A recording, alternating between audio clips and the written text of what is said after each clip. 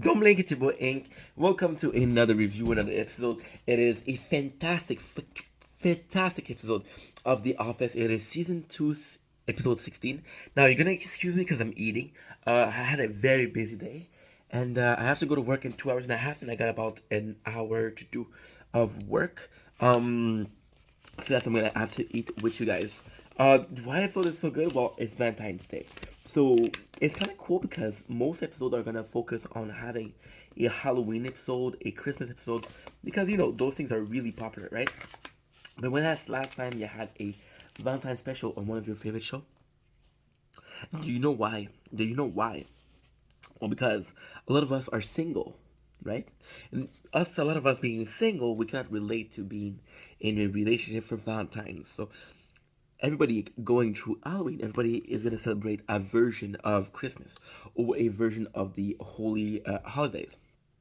Maybe Kwanzaa, maybe Hanukkah, maybe whatever the fuck you're celebrating, right?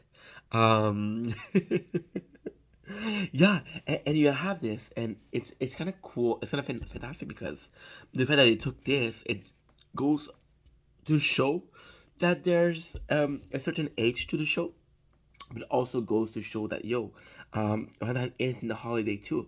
It's the holiday of love. So we have two timelines this time. Well, three timelines, I guess. Yeah, three timelines. And again, this episode is so fucking amazing. You guys have no clue. Honestly, I didn't remember this episode being so freaking good. You guys remember yesterday when I said about Kelly in season 2, episode 15? I was wrong. I was absolutely wrong. We didn't introduce Kelly. Kelly was in a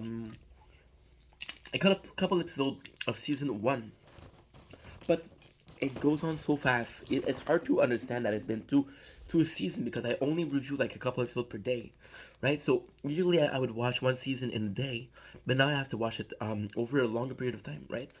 And I think it's better that way. So Kelly was in season 1, and I think this is brilliant because they said, okay, well, we have this character, right?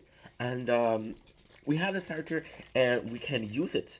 So the very first storyline is Kelly and Ryan.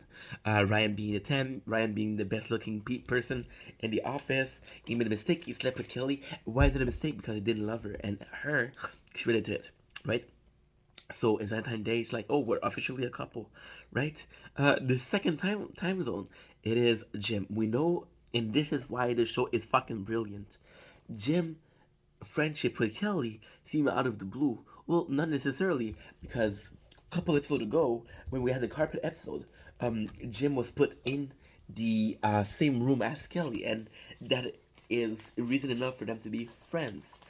So she slept with Ryan, and she's always asking Jim for advice. And Jim is in a very tough situation. As I said, Kelly's a bit intense. Let's call it intense. And she constantly pestered Jim about, oh, what do you think Ryan think? What do you think Ryan think? And Jim, being a boy, being a man, he completely knows what Ryan is thinking. And Ryan says, okay, well, I needed to get laid. Kelly was there. I need to get laid, right? And for Ryan, he's just like in a bad position. I actually feel bad for Kelly because she knows she has to play it cool. So she's like, yeah, I don't mind that Ryan treated me like shit. But the only reason she's able to say that is because Jim is there. So what does Jim do?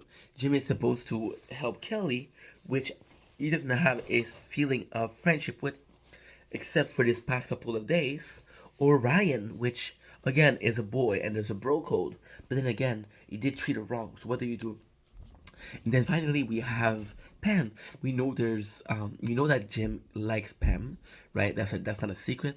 Pam, I want to be careful with what I'm saying here because I'm not trying to be a dick, but there's a small instance where Pam, she likes the attention that Jim give her. It's not because she's an attention seeker. It's because her relationship with Roy is so shitty that she needs her best friend Jim, her male best friend, to constantly bring her up because usually that's a boyfriend job and Roy doesn't do it. So Jim being here, it comes to balance the fact that Roy doesn't really care, right? And that's a plus for Pam because she's like, well, even if Roy don't care, Jim does care, and Jim is gonna help me, right? So when it comes to everybody's receiving gifts and Pam doesn't receive one per Roy, she kind of thinks automatically, well, maybe my best friend Jim would offer me. And we don't say last year, yeah. Last year Jim offered something and Jim offered 2 years before. And then Jim didn't offer shit, so she kinda got used to Jim giving her gift, even though she never wanted to give a try to Jim. Which is kinda nuts in a way, but then again, who gives a shit, right? By the way, I'm not wearing pants. That's how much shit I give. Um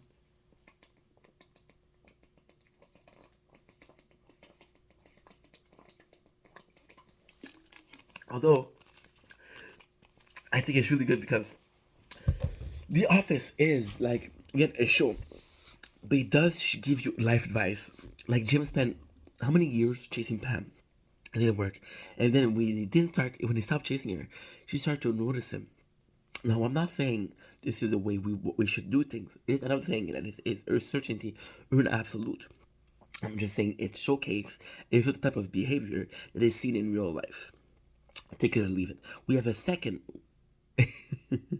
we have a second case where we have Mike visit Valentine. So he goes to a bigger office. You know, he had sex with Jen, and he actually mentioned it in front of the whole board.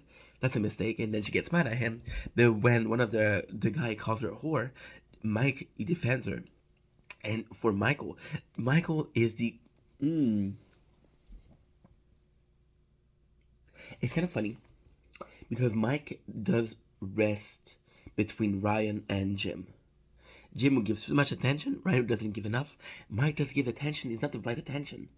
But for example, when the whole episode, she's mad at him, she's annoyed with him because she made a mistake and he told the whole thing about her. But then again, when he comes to defend her, she's like, well, maybe you're not such a bad guy. And then at the end, they kiss. So the whole Jan and Mike is back on. Now, I'm gonna be extremely, extremely toxic and say I shit a lot on Pam and Jim, and I don't shit on Mike because it's a toxic relationship, and I do think it's one of the more enjoyable one. One of the favorite episodes of the people or the public is the dinner, and that's Mike and Jen. The scene with Mike and Jan are kind of cool because again, Jan she knows she cannot stop Michael because he is a good man, and Jan knows that she did a mistake too. So if she should blame Michael, she should blame herself, which she's not gonna do because let's be honest, she's a boss. She's not gonna risk her position at corporate for one guy or one mistake she made. She's just gonna ride the wave and hope it dies down. And there you go.